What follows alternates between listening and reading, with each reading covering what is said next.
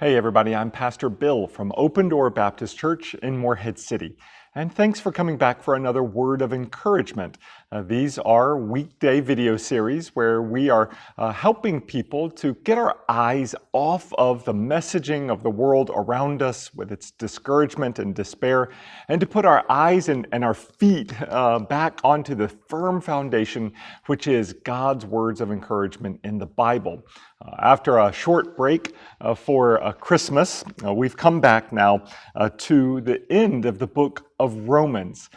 Paul gives us an amazing benediction at the end of Romans to send us off with all of the theology and doctrine and love and grace and gospel that he has given us throughout the book. And this is how he ends the letter to the Romans.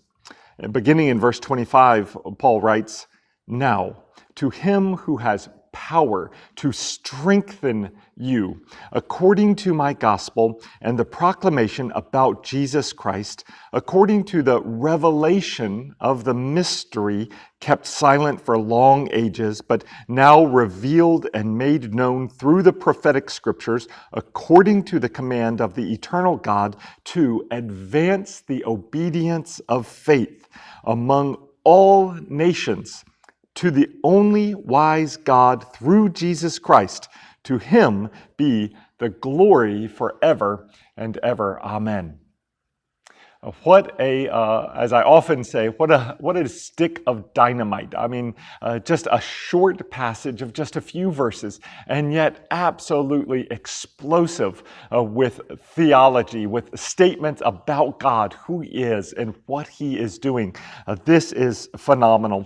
We could go on and on to talk about the mystery. We could go on to talk about the prophetic scriptures that he talks about here, the advancement of the obedience of faith and what that means, the wisdom and the revelation through Jesus.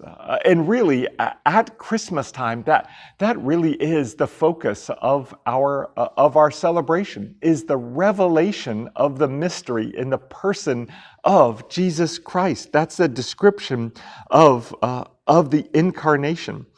But the way that Paul began his sign off, the way that he ended his book, just by reminding us that this whole book and the glory all belongs to him who has the power to strengthen you according to Paul's gospel. God has the power and is willing to strengthen you. Do you feel weak today? Do you feel weary today?